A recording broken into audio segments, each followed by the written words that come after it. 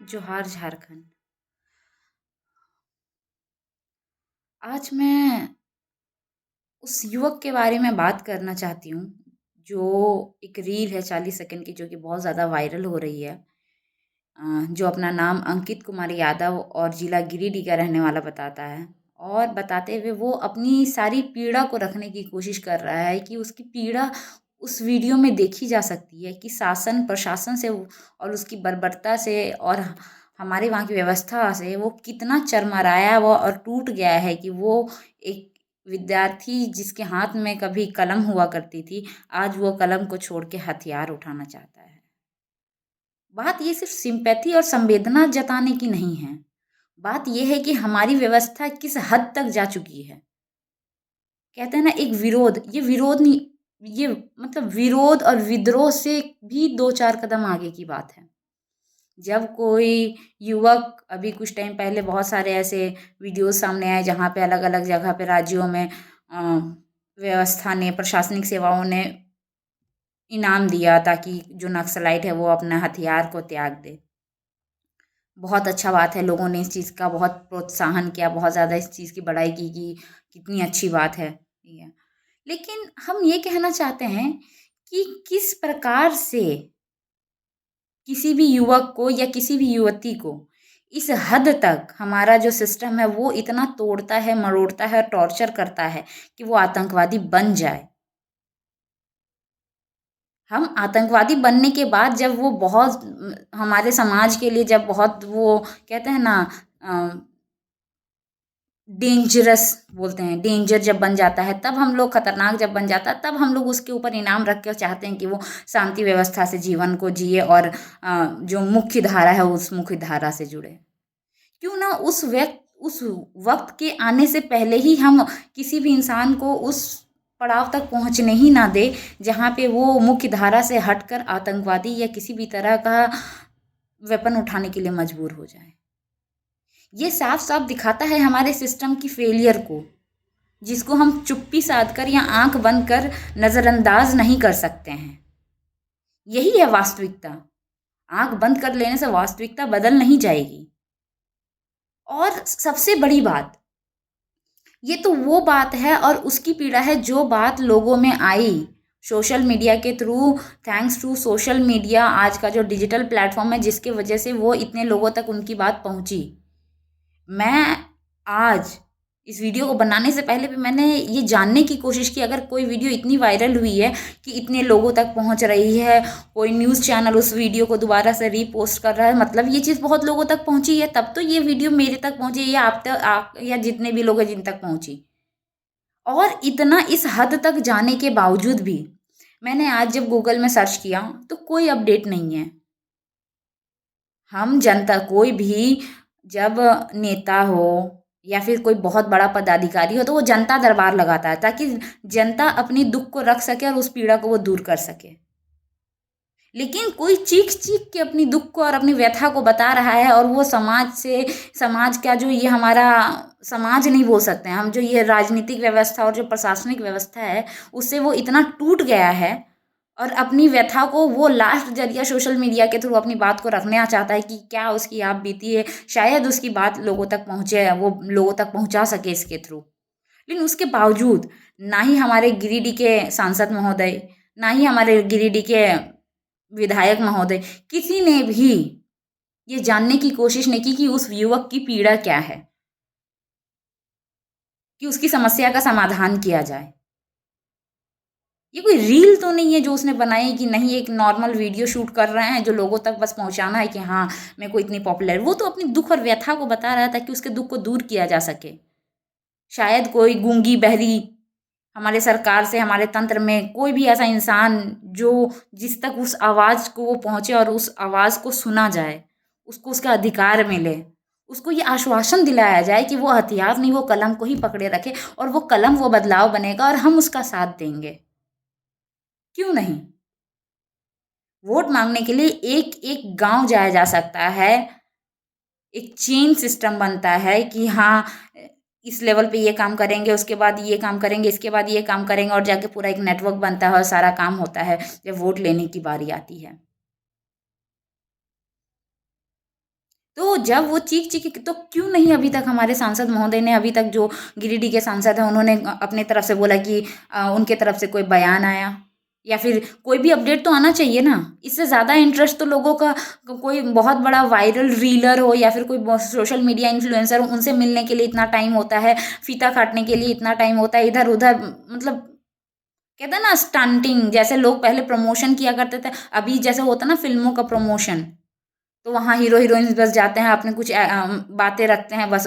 अभी के टाइम पे कहीं न कहीं जो हमारा समाज सेवा है वो उसी तरीके से हो रहा है।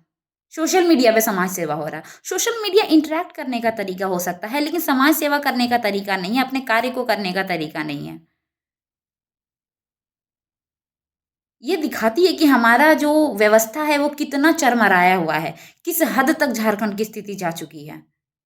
और ये एक पहला वीडियो नहीं है, इससे कुछ दिन पहले रांची का भी एक युवक का ऐसा ही वीडियो आया था। जो आवाज़ लोगों तक नहीं पहुँच रही उनकी तो बात ही छोड़ दो। ये वो आवाज़ें हैं, ये वो रील्स हैं, ये वो वीडियोज़ हैं जो सोशल मीडिया के थ्रू कम से कम हज़ारों, लाखों लोगों तक पहुँची है। उसके बावजूद ये स्थिति है। क्यों नहीं उस बच्चे को आश्वासन दिया गया कि आपके साथ जो भी अन्याय हुआ है आप उससे आपको न्याय मिलेगा, आपको आपका अधिकार मिलेगा, आपके साथ जिसने भी गलत किया है उसको दोषी पाया जाएगा, उसके क्या बोलते हैं कार्रवाई होगी, इन्वेस्टिगेशन होगा, पुलिस कार्रवाई होगी कि आपके साथ किसी ने मारपीट कैसे किया। ये स्थिति है हमारे झारखंड की।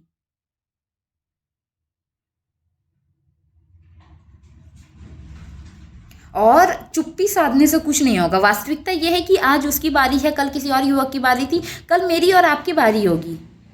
जब हम भी गिड़गिड़ा रहे होंगे व्यवस्था के सामने अपने हक और न्याय के लिए और हमारे साथ भी वैसा ही होगा, हमारी आवाज़ को भी कुचल दिया जाएगा,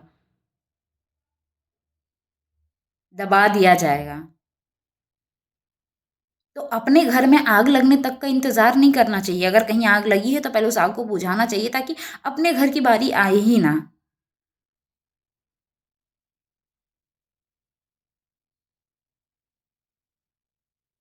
ये दिखाता है हमारे सिस्टम की फेलियर को।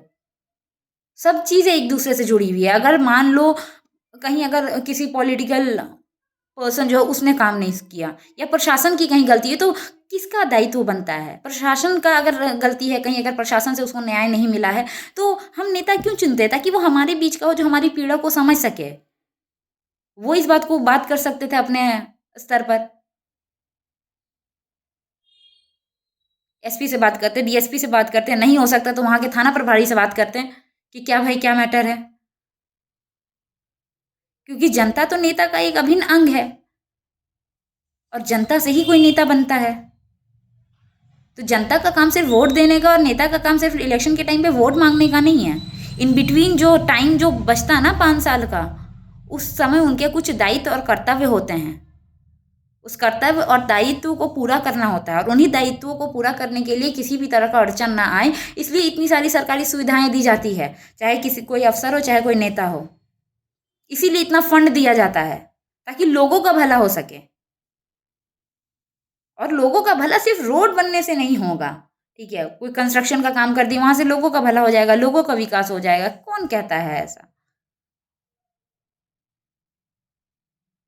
ये तो वही बात है ना कि कहीं कचरा है तो एक काम करते हैं उस जगह को कवर कर देते हैं। सस्टेनेबल डेवलपमेंट का क्या मतलब है?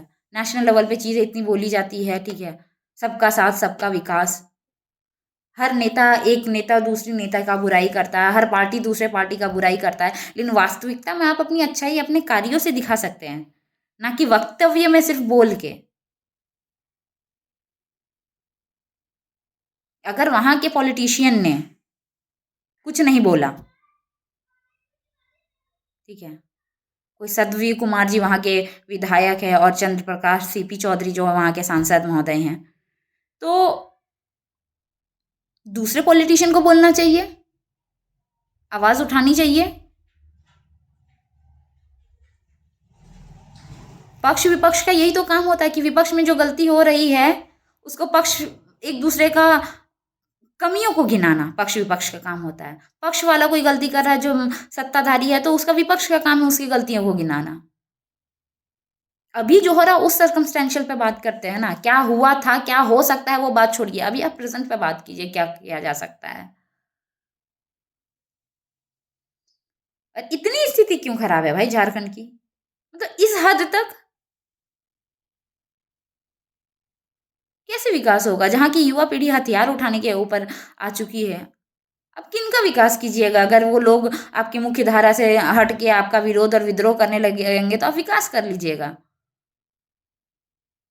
कैसे विकास होगा? जहाँ का युवा पीढ़ी हथियार उठाने की बात कर रहा है, आप वहाँ पे विकास कर दीजिएगा। किस तरह का विकास कीजिएगा? सिर्फ रोड बना के?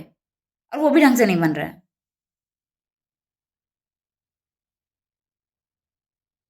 ये सोचने और समझने की बात है। ये सिर्फ उस एक युवक की पीड़ा नहीं है। ये उस सिस्टम का शोषण है, जो कि एक वीडियो के थ्रू और एक इंसान के थ्रू सामने आया है। और ऊपर वाला का शुक्र है और डिजिटल मीडिया का कि ये पीड़ा बाहर आ पाई क्योंकि आज डिजिटल मीडिया है, वरना ये शायद बाहर भी नहीं आ पाती। मेरा सभी लोगों से विनती है कि हमारा काम अगर नहीं हो रहा है या कोई भी ऐसा कोई किसी भी तरह की पीड़ा में है, ठीक है, किसी भी तरह का उसका शोषण हो रहा है, तो हम उनका साथ दें कि उनका शोषण ना हो। वो विरोध कर रहे हैं तो हम उनका साथ दें, उनको न्याय मिल रहा है इसके लिए हम उनके साथ खड़े हों और अपनी भूमिका निभाएं। किसी हर कोई सबकी अलग-अलग क्षमता है। एक इंसान की बात नहीं सुनी जा सकती है। लेकिन जब सब लोग साथ मिलके खड़े रहेंगे और एक-दूसरे का कहते हैं ना, हाथ से हाथ पकड़कर एक-दूसरे का चलेंगे, तो शायद रास्ता आसान हो जाएगा।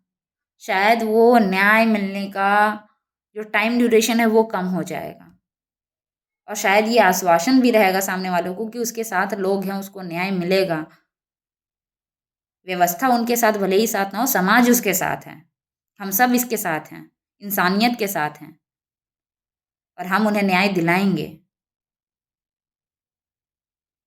ये वीडियोज़ जो हमारे सामने आती है, जो झारखंड के लोगों को पीड़ा को दिखाती है, ये चिंतन करने का विषय है, मंथन करने का विषय है। हमें जनता होने के नाते अपनी भूमिका निर्धारित करने का विषय है, बदलाव का विषय है। विचार करिएगा। जोहार झारखंड।